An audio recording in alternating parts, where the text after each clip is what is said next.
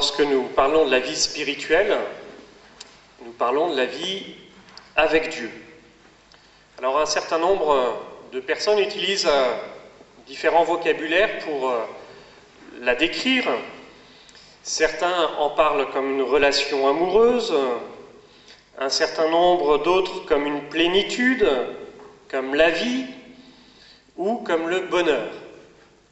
Alors parmi nous, sûrement, il y a à travers cette vie spirituelle ou cette vie, ce bonheur, cette plénitude, peut-être différentes personnes en différents états. Il y a ceux qui l'ont un peu goûté, cette plénitude et cette vie. Et quand on en parle, ils se disent « Ah, dans mon expérience, il y a un moment dans ma vie, quelque chose qui me fait référence. Et je vois à peu près ce qu'on me dit. » Et puis peut-être que du coup, ceux qui ont découvert ça, ça a été un moment un peu fugace. Et qu'aujourd'hui, j'ai du mal peut-être à retrouver cette plénitude ou ce goût, cette vie. Il y a peut-être parmi nous des gens qui, actuellement, sont dans un moment un peu de grâce, où du coup cette vie spirituelle avec le Seigneur, eh bien, elle est toute joyeuse et toute présente. Et puis il y en a peut-être d'autres qui n'ont pas encore fait, eh bien, cette rencontre, qui n'ont pas encore tout à fait découvert, ils en ont entendu parler, mais je voudrais bien l'expérimenter. Alors justement, pour pouvoir avancer dans la vie spirituelle, la première des choses, qu'on ait goûté et qu'on ait perdu, ou qu'on n'ait pas encore trouvé, c'est est-ce que j'ai envie de le découvrir? Est-ce que j'ai le désir de goûter, d'aller vers cette plénitude? Si je n'ai pas le désir, eh bien, le Seigneur ne peut rien faire pour moi. Il attendra. Je peux rêver d'avoir cette vie ou ce bonheur, mais on a différentes façons de rêver. Je peux rêver couché sur mon lit, avec mon Walkman, mon baladeur, mon iPad, voilà, sur les oreilles, et puis dire, oh, tiens, ça me plairait bien d'avoir cette plénitude, ce bonheur qu'on parle, mais en fait, eh bien, je ne fais rien pour l'avoir. Je rêve et j'attends que cela arrive. C'est comme, de temps en temps, aller à la messe le dimanche. Il faut se lever. En plus, il y a les parents qui m'obligent. Voilà, peut-être certains d'entre vous, à y aller. Bon, j'y vais en traînant les pieds, et puis je ressors et je me dis, oh ben, il ne s'est rien passé pendant la messe. Je me suis ennuyé, je me suis embêté. Mais là aussi, en fait, se pose la même question. Qu'est-ce que j'avais envie de recevoir en allant à la messe? Est-ce que quand je rêve de ce bonheur, j'ai véritablement envie d'avancer vers ce bonheur? Et c'est là que, dans la vie spirituelle, on ne le dit pas toujours, mais à l'image de saint Paul, eh bien, il y a aussi un combat dans la vie spirituelle. On n'obtient pas la vie spirituelle, cette plénitude, comme ça, tout d'un coup, comme par un effet magique. Il y a toujours cette phase du combat pour laisser de la place en moi. C'est saint Paul qui nous donne un exemple. Voilà, de temps en temps, bon, peut-être pas tout le monde, on peut rêver d'être un bon sportif, voilà, de courir le cross ou voilà, d'être un bon coureur. Je pense que tous, lorsque nous sommes passés à l'école, on a eu ces exercices de cross ou d'apprentissage voilà, à courir. Et on s'aperçoit qu'aucun coureur n'est bon naturellement. On a plus ou moins de possibilités, mais qu'au point de départ, avant de savoir courir et un peu longtemps et avoir goût à courir, eh bien, il faut d'abord passer par la phase de l'entraînement. On court 5 minutes, on s'arrête 3 minutes, on recourt 5 minutes, voilà, et on se dit à quoi ça sert, et puis on s'aperçoit qu'au fur et à mesure du temps qui passe, eh bien, on a notre corps qui s'habitue. Et on a de nouvelles possibilités qui naissent. Eh bien, c'est pareil dans la vie spirituelle. Il ne faut pas croire que cette plénitude ou cette connaissance de Dieu, elle arrive comme ça.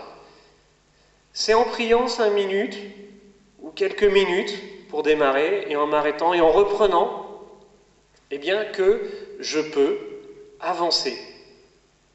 Et avec ce désir de pouvoir avancer dans cette connaissance de Dieu. Oui, il y a un certain exercice, un certain combat pour que puisse grandir en moi cette présence de Dieu. Ce qu'on a fait ce soir, eh bien, voilà, c'est un exercice pour nous aider à nous mettre dans cette présence de Dieu. Chanter permet, eh bien, d'abaisser notre vigilance et notre tension intérieure, de laisser les soucis de côté pour que petit à petit notre cœur puisse se tourner et être disponible à Dieu. Voilà, se préparer pour recevoir le Seigneur. Je vous donne une chose qui peut être grandement bon pour grandir dans la vie spirituelle, la musique. Il y a la musique que vous écoutez lorsque vous montez dans votre voiture, souvent l'autoradio est allumée. Il y a cette musique que vous pouvez entendre sur tous vos baladeurs, il y a cette musique que vous pouvez entendre à la radio. Mais c'est une musique qui nous entraîne à vivre de façon extérieure.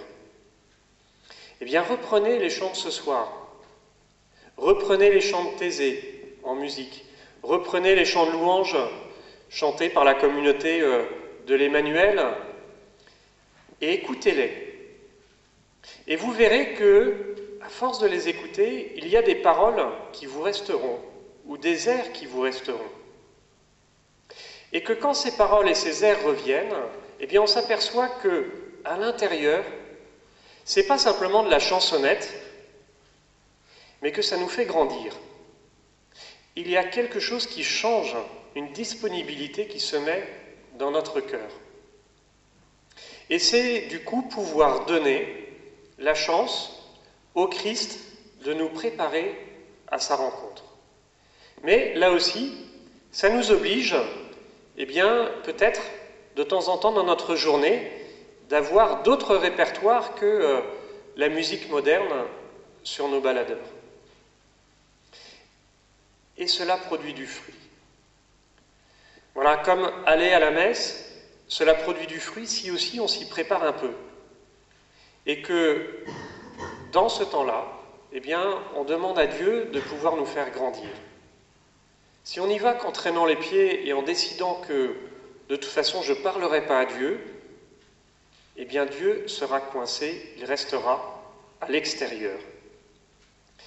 Alors peut-être nous pouvons repartir avec cette bonne nouvelle qu'à tout cœur qui cherche Dieu, Dieu donne sa présence. Mais il nous faut rentrer dans ce combat pour lui laisser de la place. Il nous faut rentrer dans l'exercice de pouvoir apprendre à notre cœur de nous tourner vers le Seigneur. Et c'est en cela que, eh bien, cette plénitude, elle n'est pas un faux cadeau. Ce bonheur que le Christ veut nous proposer, ce n'est pas un faux cadeau. Cette vie que le Christ veut nous donner, ce n'est pas un faux cadeau. Mais qu'il nous faut bien rentrer pour pouvoir grandir. C'est ce que je vous souhaite en tout cas à vous tous qui êtes sur le chemin de la confirmation. Voilà, d'avoir au moins dans votre vie ce désir de pouvoir avancer et de le mettre en pratique dans votre vie. Et puis à tous ceux qui sont confirmés ici, de ne pas oublier qu'il ne s'agit pas de se reposer sur les lauriers dans la vie avec le Christ, mais que chaque jour il faut reprendre l'exercice et le combat pour lui laisser de la place.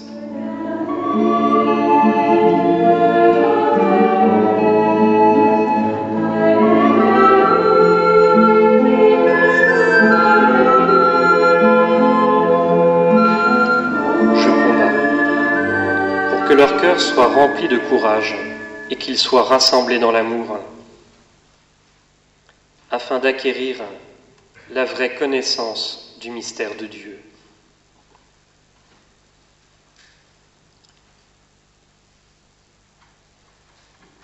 Saint Paul fait tout ce qu'il peut pour que les Colossiens puissent découvrir le Christ en étant ministre auprès d'eux.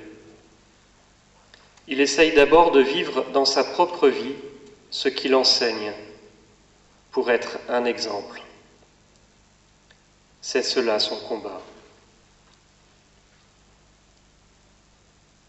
Et moi, quel est mon combat pour grandir dans la foi ?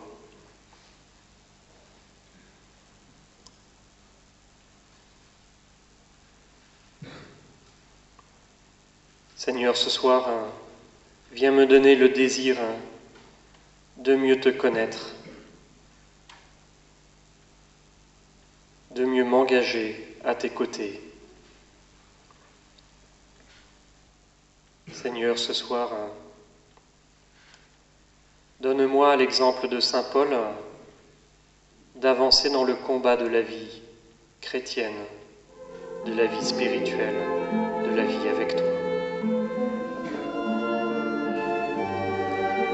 Je trouve la joie dans les souffrances que je supporte pour vous.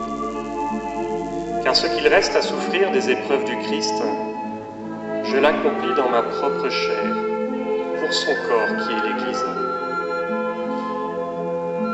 De cette Église, je suis devenu ministre, et la charge que Dieu m'a confiée, c'est d'accomplir pour vous sa parole, le mystère qui était caché depuis toujours à toutes les générations, mais qui maintenant a été manifesté aux membres de son peuple saint. Car Dieu a bien voulu leur faire connaître en quoi consiste, au milieu des nations païennes, la gloire sans prix de ce mystère. Le Christ est au milieu de vous, lui, l'espérance de la gloire. Ce Christ, nous l'annonçons.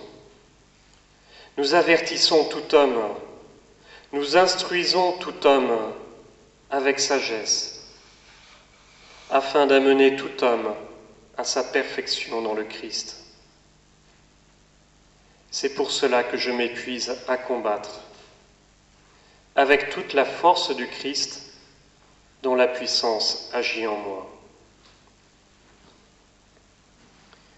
Je veux en effet que vous sachiez quel dur combat je mène pour vous, et aussi pour les fidèles de Laodicée, et pour tant d'autres qui ne m'ont jamais rencontré personnellement.